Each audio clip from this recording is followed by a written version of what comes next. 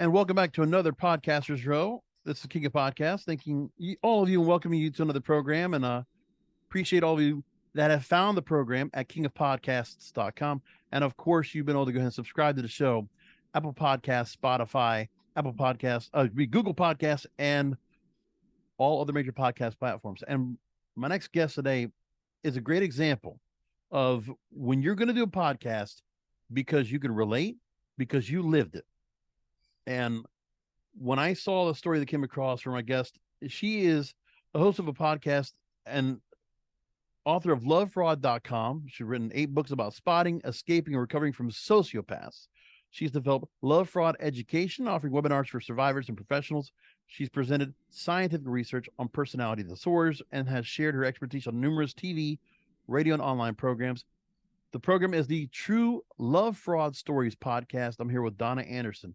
Donna, I'm amazed by your story, and before we even get started, I really do appreciate the fact that you've decided to put your own story out there and you have taken it to another level to share other people's stories of the same kind of fate.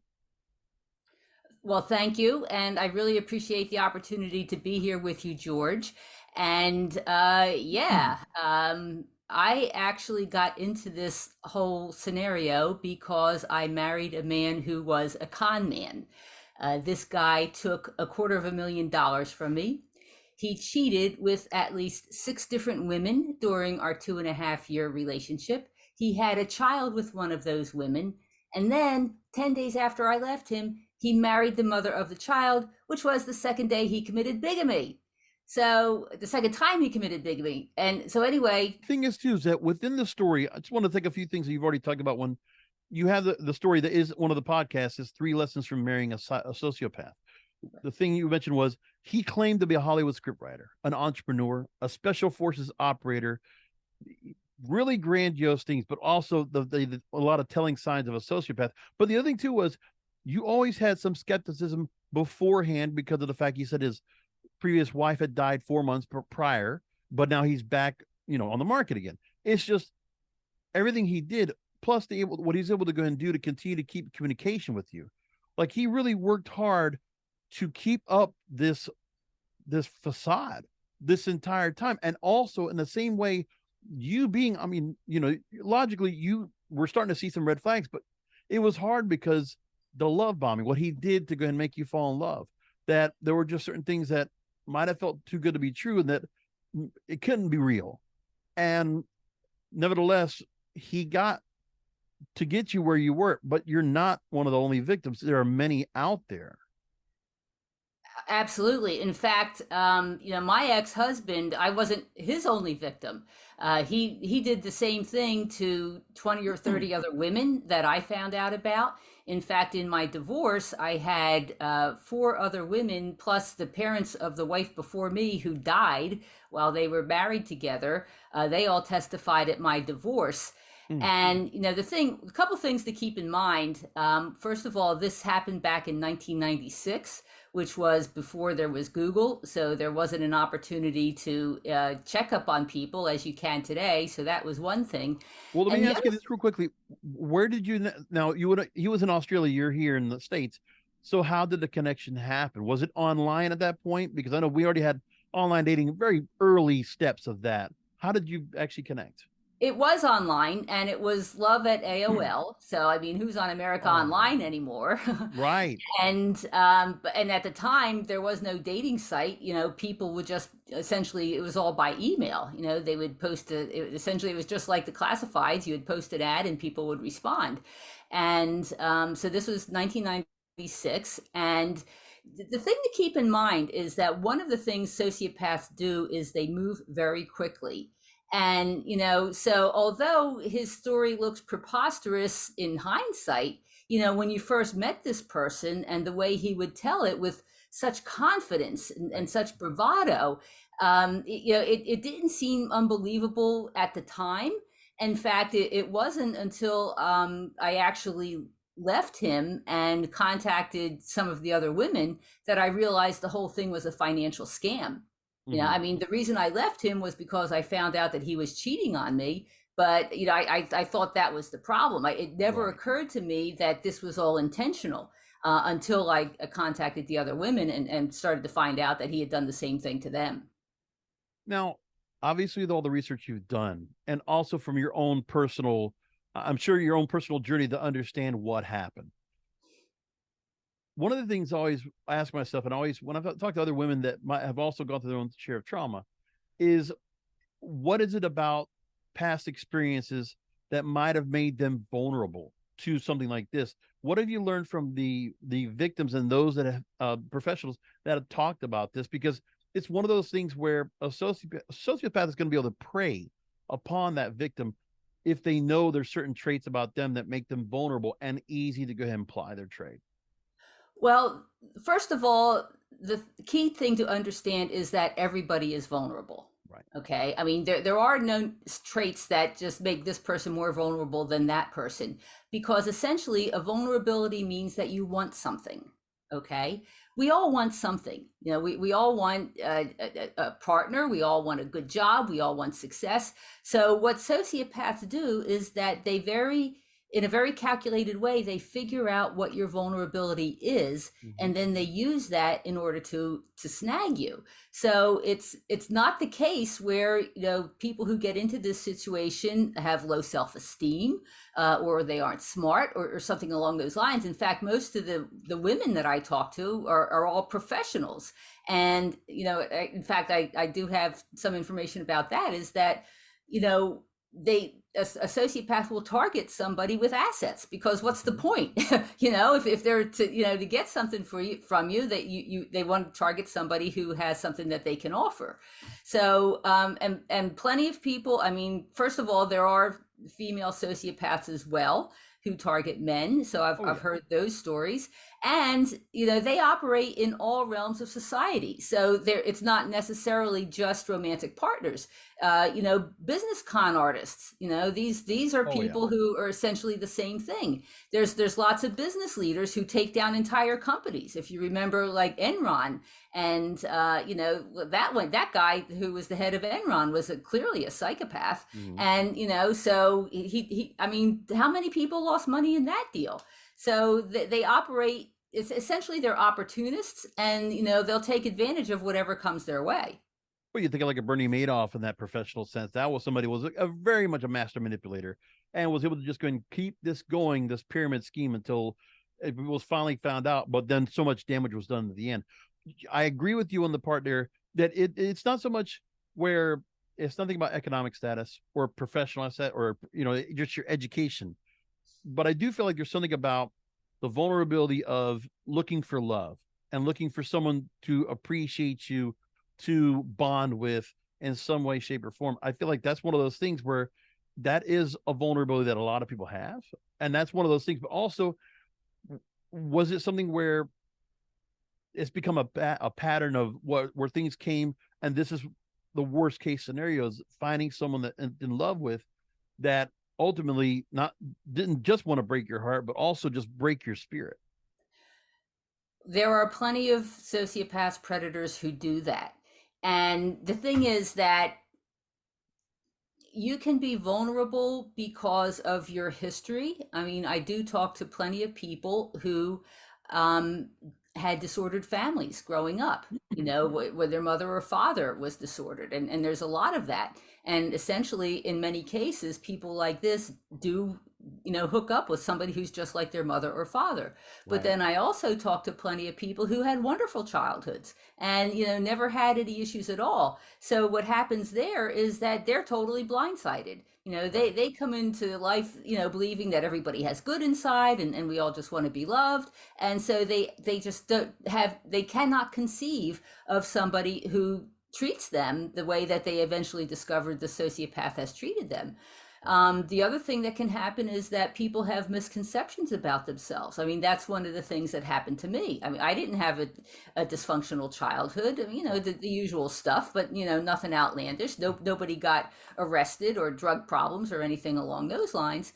But I did get a thought in my mind that I needed to be smart enough for people, and that I had to do for people in order for somebody to want me. Right. And so that was just, it was, I don't know where it came from. It was just something you pick up, going through life.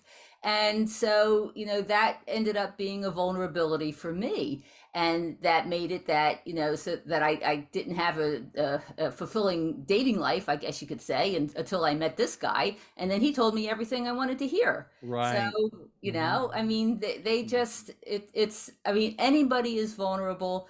I've heard of specialists in psychopathy, the researchers who've been taken, Right. so it's even when you know about it, you could still be vulnerable because you may not expect it to happen to you, and so you just don't miss. A friend of mine was an interrogator in the army, and Right. he got in a situation, so it can absolutely happen to anybody. No, I agree with you. No one is, I mean, if anybody can be prone to it. I agree with that. This is not any isolated situation or just a particular profile, somebody that gets to that.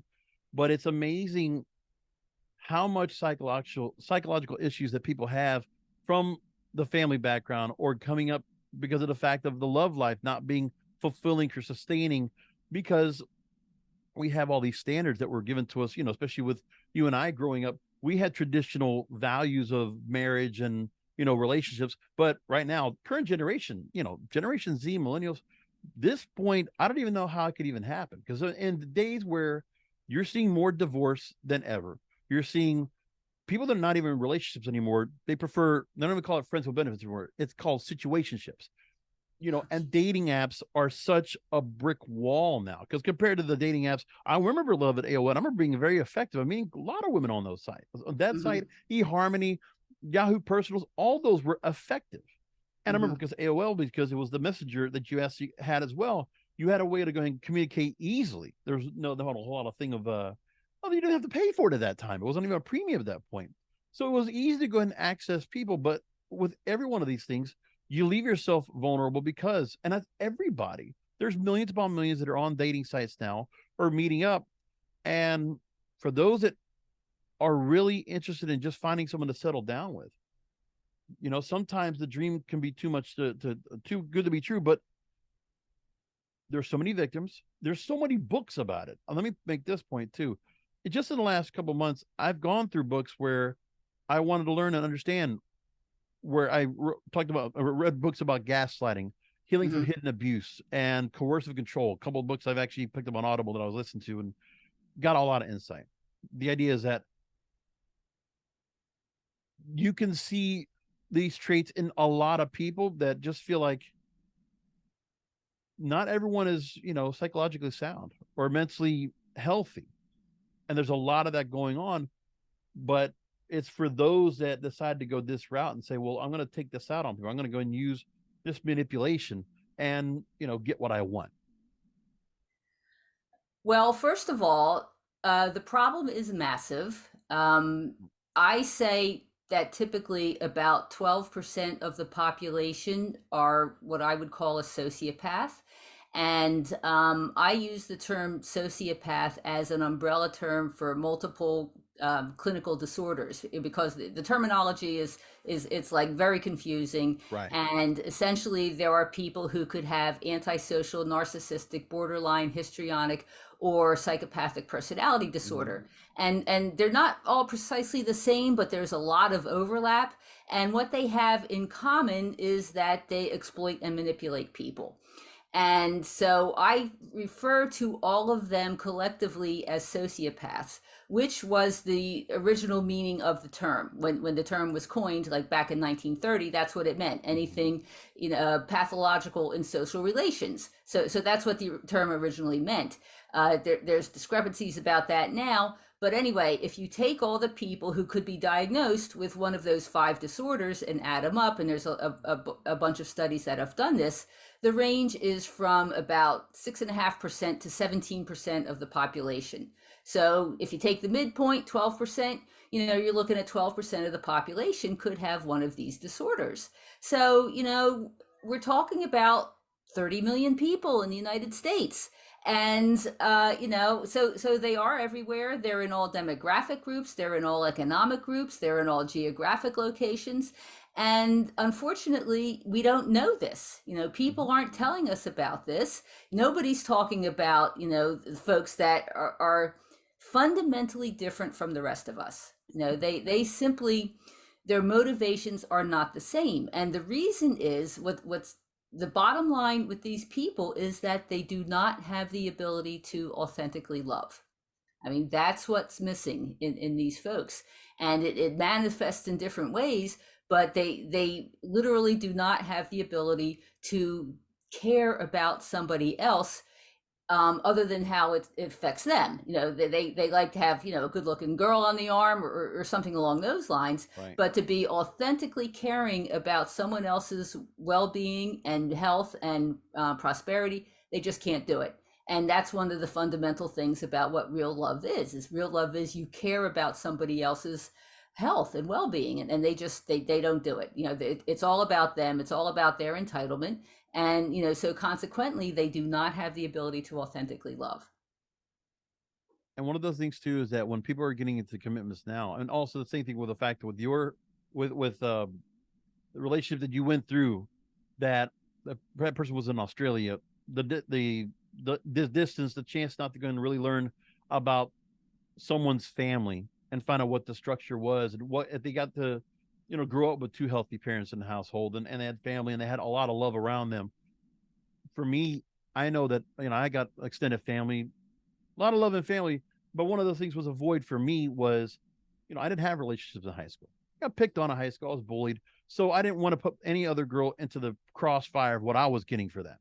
And then after that, I was just late at everything and just being awkward at everything I was trying to figure out, just to find a relationship, because I didn't know how to properly love, didn't know how to do that. Just I wanted the idea of it, but I had nothing else after that. And I'll tell you, I've never been afraid to go and say the fact that I probably was also, there was a book from Dr. Robert Glover, No More Mr. Nice Guy. Excellent book for any guy out there that's trying to understand if they're not in love and they're single. That in that book, it really showed me that I had manipulative uh, tactics of my own, and I was using that on other women because I was trying to get. First, I was chasing the wrong women, the wrong kind of women, and also was trying to get something that I wanted from it, which was just attention and love and all that. But I was all the wrong reasons, and it made me for years reflect on what I was doing wrong. And I can understand where, from the mindset of the guys, based on what they went through, and it could be, where mine, like a great family structure, but if we don't, if guys don't have the opportunity to go ahead and properly like go on dates and go on relationships and actually, try to be with a girlfriend and properly go the route and sincerely, make a good effort of it. If we don't know how to do that, and we're now at the point where, I mean, how many girls and guys are going out with each other now today? It's not even happening. Plus, there's a confusion now of, how many young girls and guys, don't know what their identity and gender is. They're getting confused about that too. All this accounts to just a storm of toxicity and a lot of bad relationships where, I mean, what young guy and girl's going to come out of, their teens and 20s without being emotionally damaged? Well, I mean, it is still possible. Right. And I mean, the thing It's a is, lot harder though, but still, it's it still could be. possible. I wouldn't argue. I mean, it was hard when I was young, which was a Yeah. long time ago. you know, and that's the thing. Is that growing up and learning how to love is difficult. Right. Okay, and that's just the way it is. But for some reason, today people think that it's supposed to be, you just slide right into it, and you don't have to make an effort, and you don't Right. have to look at your own behavior, and you don't have to learn how to be considerate. So I agree that things are probably a lot more difficult now. And I do attribute a lot of that to the influence of technology and social media. Right. Because one of the things that happens, like, people who are going on dating sites, any dating app, anything like that, need to understand that they are full of predators. Okay. I Right. mean, first of all, there are the out and out predators who are on these sites. And then there's all the other people who are just swiping left, swiping right, without a whole lot of Right. thought about what they're doing. But what happens on any of these sites is that experts understand that the true meaning of human communication is 65 to 90% nonverbal. Okay. It's tone of voice, it's your gestures, it's your body language, all these other things. So if you're meeting somebody and having most of your relationship via text or online or something like that, what that means is that 65 to 90% of the meaning of the message is missing. Okay. Right. So what we do is that when we look at these messages, you see a text or something like that, you interpret it to mean what you want it to mean. And that means if you're falling in love, you're falling in love with your own fantasy. I want to ask about the podcast itself. I don't know how you do it, but I got to ask you, in some of the stories I've gotten to go ahead and sample through of your podcast you've done so far, there has to be some emotional fortitude that you have to not break down and cry with some of the stories, because you realize this is something like I went through.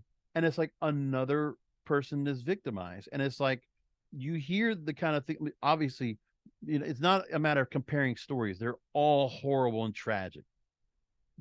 But you decided to go ahead and not only, share your story, which is also extremely tough. I'm sure the first time it came around, it's gotten much easier, I would imagine, because more people get to hear this and you realize the good it's doing. But then you still hear there are still these men and women that are still getting hurt. Well, the reason I can do that is because I have recovered. Okay. And, that's part of the message of this, that recovery is possible. It Right. is, I mean, it's work and it's a bumpy ride, but it absolutely is possible. And the thing is that not only can you recover from, whatever bad things happened with this jerk that you got involved with, Right. but you can also recover from whatever came before that made you vulnerable. Mm. Okay.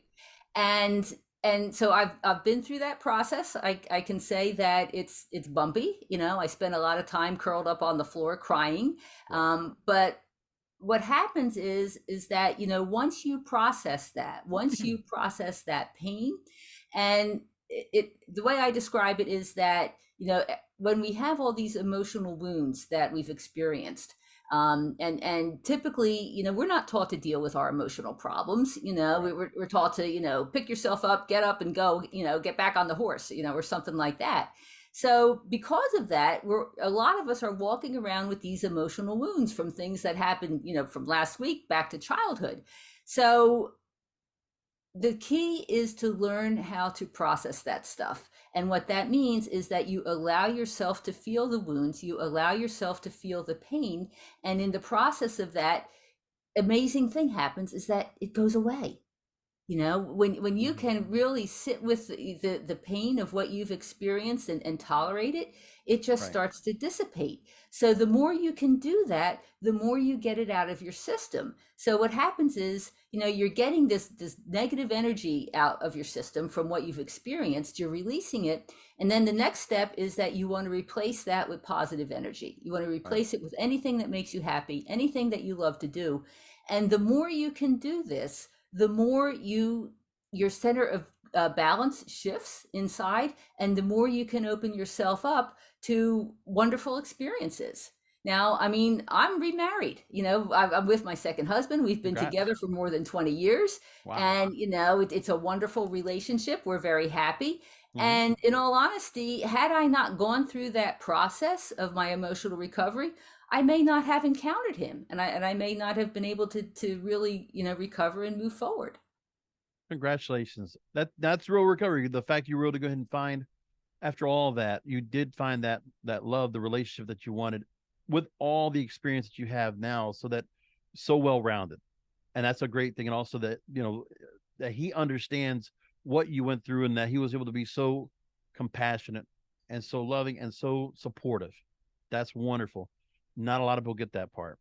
Now, what I also look at too is that I also feel like you said a really important thing right there about be able to go and find yourself again, to rediscover who you are.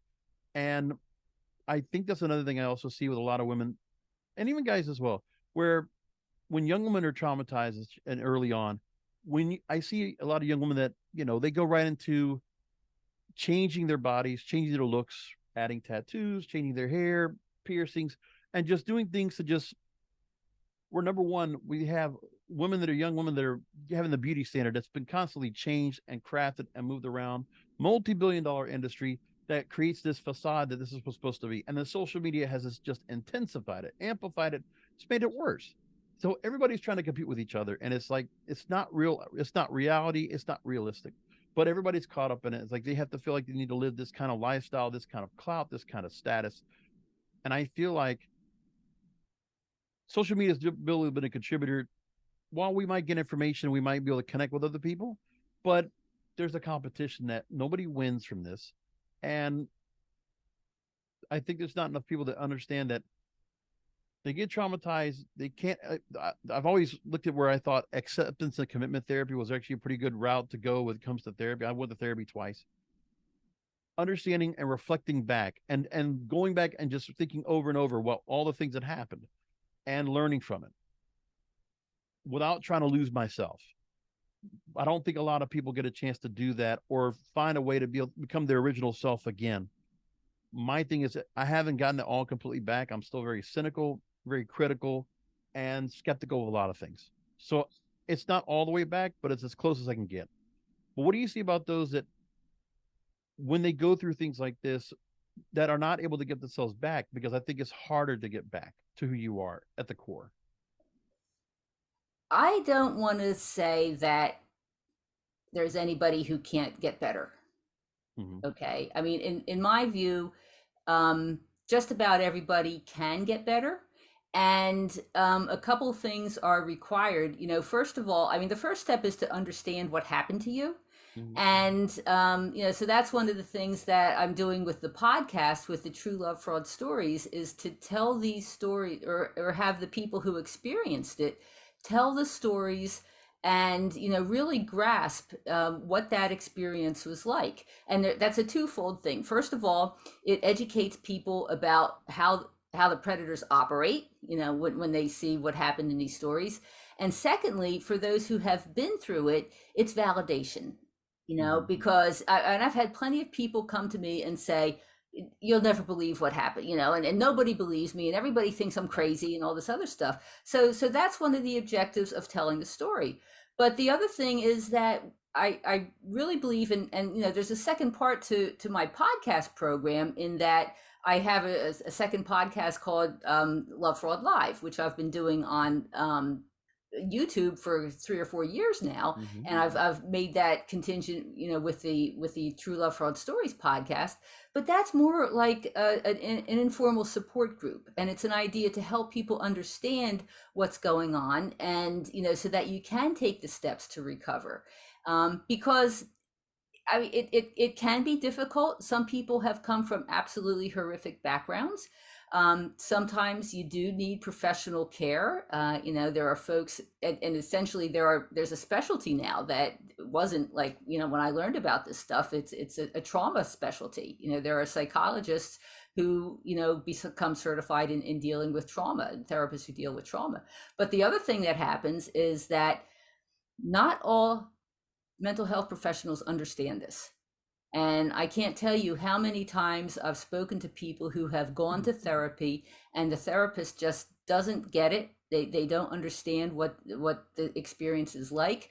They're trying to figure out, what did you do that was wrong? And what's your trust issues and everything? Well, the guy's lying to me all the time. That's why I have trust issues, So, right. People, there are, in fact, our research shows that approximately half of therapists do not understand what goes on in these situations. So for that reason, when I talk to people and you're talking about therapy, I say, if it's not working for you, find somebody else, because they don't all get it. One thing I also notice is that when it comes to therapy, obviously any therapist that's going to be able to go ahead and try to help and assist someone that's been victimized of anything, it's really just the education that they have at their disposal. They really don't have the personal account of what they went through themselves. which is one thing that's really amazing and early cathartic, that the fact that if you're talking to victims, you lived it yourself. Mm-hmm. And I think you have a better connection than most therapists would have with others when you've taught yourself and educated yourself all these years after and have gone through a healthy relationship now for 20 plus years. You have a better sense of understanding a victim than the therapists do. Well, What I do you think can. about that part, that you would say that for other people that, they realize they should come and see if someone like you can actually help them in the same way, or if those are trying to find someone as a support group that but actually comes to this level that way you can give. What do you say about that part, where maybe that in the therapy community, if there were more people that were able to go and have those that experienced it and recovered, that could properly speak to this and help someone really bring out what happened to them instead of having them blocked in their mind? Well, I can say that the therapists who best understand it have all experienced it themselves.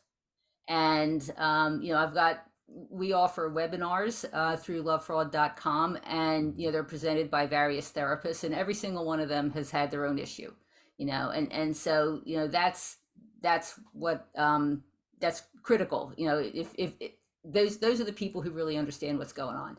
And there is an issue in, it's not as bad as it was, because, when I went through this in 1996, there was like barely any discussion about sociopaths anywhere. In fact, when I launched Love Fraud in 2005, we were one of the first websites on the internet talking about sociopaths. And I mean, now there's a lot more general knowledge of what happened. But, if you've been going to a therapist who studied, 20 or 30 years ago, before they even had a way of evaluating whether or not someone was a psychopath, then, they did not get the type of information that they need. And the other thing is that, one of the things that therapists are taught is to have a positive regard for everybody. Okay, so that means that, whoever comes into your office, you have to, understand that, try and help them, believe what they're saying and all this other stuff. So what happens is, especially if you have like couples counseling and a couple people go in and one of them is disordered and the other is, trying to sort out what's going on, and the disordered person frequently can get the therapist on their side, because of their, their manipulation skills and everything. And the therapists are not taught to be questioning. They're not taught to look at somebody and say, what exactly is this person's agenda? It's positive regard for everybody. So, consequently, and that's what they're taught. Now, after they get burned through their own experiences, then they know better. But I've had multiple therapists tell me that their training was deficient, that it did not prepare them for their own experiences, let alone to help somebody else. Wow. And I always wonder if that's something that you can ask if you're trying to go ahead and find a therapist to help. If somebody's looking for a therapist, if that's something they can ask about, if that therapist has some Sure. kind of expertise in their field. Absolutely. I never And the thought of thing that. is, yeah, the thing is that, I mean, they all have a class on sociopaths or something like that. Right. But, do they really understand what's going on? And, the ones who have been there themselves are the ones who can truly help. Detect it right away. The other thing too is I also notice, again, it's a lot about the stories of fraud and a lot of manipulation, gaslighting, narcissism that's out there. How close does it actually tie in, do you think, for those that, even though there might have been somebody that the relationship goes away, but then the abuse is done, does it kind of parallel the same thing with those that are dealing with domestic abuse right now? Oh, there's a lot of overlap between this type of manipulation and domestic abuse. In fact, we've conducted multiple studies, based on our audience and completed surveys, and we on multiple times we have asked those questions. What type of abuse did you endure? Yeah. Well, the top type of abuse is emotional or psychological. Like 95% of people say that. And then the next most common type of abuse is financial abuse. And, so the actual physical violence is usually fairly low down the list. So, I mean, luckily, the domestic violence folks are becoming aware of that, and that now they're talking about financial violence and financial abuse. I mean, there used Yeah. to be no information on that at all, but it's a thing, and in fact, it's actually, you know, one of the tools that a sociopath will use to inflict their coercive control Oh is yeah. to, you know, have somebody be, you know, financially in a box that they can't get out of. So, I mean, they're finally now starting to do research on that. But, you know, there's a lot more abuse that goes on than the physical violence. Donna, this is great. I really do love the fact that you're doing all this great work. It's honestly, it's yeoman's work. And I'm sure, I mean, what can you tell me about the feedback you've gotten and the audience that has attached to what you've done? Obviously, those that have come to your site and they've shared their story. What about those listeners that have, I mean, tell me about the kind of feedback you've gotten. If you got a chance to go ahead and go out and speak to folks in person at webinars or any kind of events, the feedback you're getting.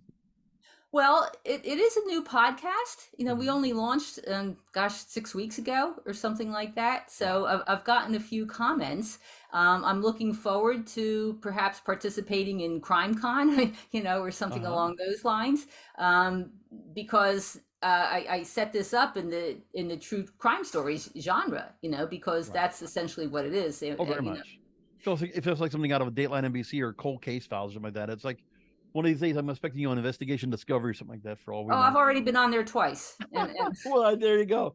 Thought about it. But now also before this, you also have written a lot of books. Like if you go to the Amazon page, there's a lot of books in terms of the areas of being seduced by a sociopath or understanding the sociopath, recovering and dealing with for seniors, and of course, Love Fraud, How Marriage to a Sociopath Fulfill My Spiritual Plan, all available on Kindle and also in hardcover and paperback through Amazon and also all major book outlets.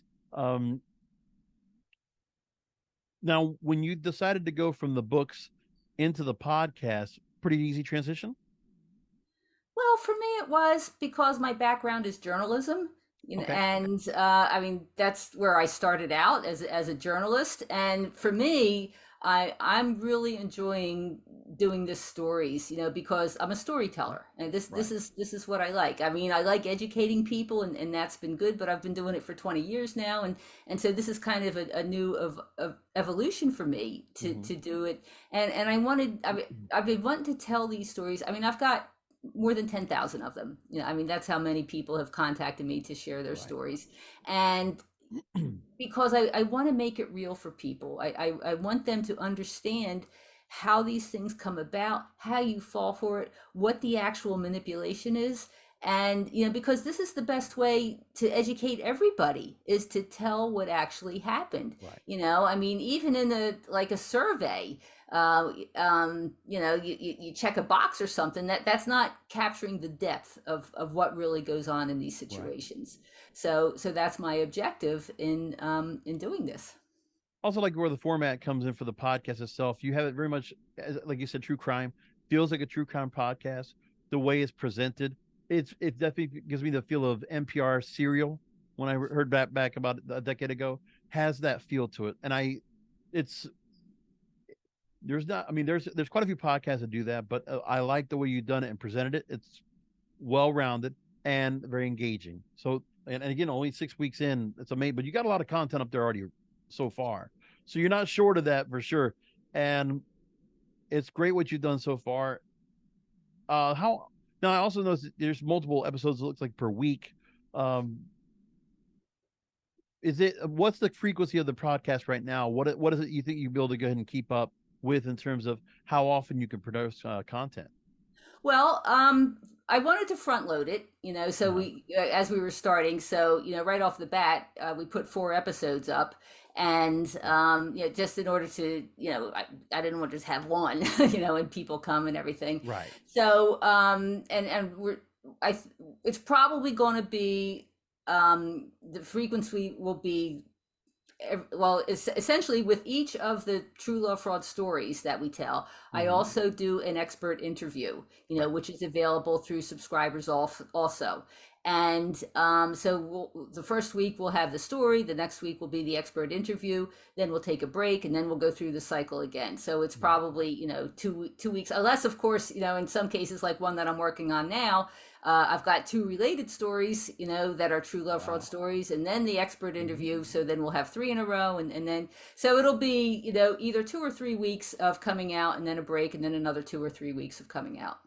That's a lot to work off of. I'll tell you, it's and a lot of binge, also binge worthy. So if people are looking for that kind of thing, where it's not just a episode per episode deal, this is obviously something where you just binge through, and there's a whole lot of story arcs behind it, and a whole lot of stories being told. And it's good that you're offering this platform out there based on just what you've gone through, and allowing to go ahead and take that to channel this across to get the word out, because there's a lot of people that are being victimized by this, and this is a very important. Donna, really appreciate you doing this for us. And now, website again is lovefraud.com. Everything you need to go and know about the show and her books, podcast. How about speaking engagements? Do you need anything right now where people can go and be able to again meet you in person anytime going forward? I don't have anything scheduled at the moment, but I have done that in the past. As we get the show stabilized, we'll see what the new opportunities will be. Right. So again, lovefraud.com, and any other things you want to go and point out in terms of social media or other things that people should go ahead and know about the entire Love Fraud network. Well, the main thing is the website, which you've talked about, which is great. My most recent book is Senior Sociopaths, which talks about sociopaths who are over the age of 50. And the reason I published that is because there is this common wisdom, I guess you could say, in the mental health field that sociopaths burn out in their 40s and aren't as bad. Totally false. No, I mean, no. that's not true at all. So I did the documentation on that. We do offer the webinars, which are very inexpensive and taught by professionals as far as identifying and recognizing and how to recover from these situations. And then of course the podcast is the newest thing, and it's the subscriptions includes the ad-free versions of the story, the True Love Fraud story, plus access to the True Love Fraud live show, which is kind of like my informal support group. So people who subscribe get both of those. And I'm enjoying it. I'm looking forward to continuing to produce episodes, and I thank you so much for inviting me to your podcast, George. Hey, Donna, thank you again. I appreciate it. So hopefully people will get a chance to go and check out the program itself, True Love Fraud Stories. Also, subscribing into the premium area to go and get to the expert interviews and so much more. Again, join with Donna Andersen of the True Love Fraud podcast, True Love Fraud Stories podcast. Thank you again for being on. Really appreciate you taking time out. Thank you, George. All right. And with that said, folks, that's going to do it for this program. But of course, more episodes to come. And I hope all of you will go ahead and tune in for the next episode. As always, kingofpodcasts.com is where all my content's at. And we'll talk to you next time.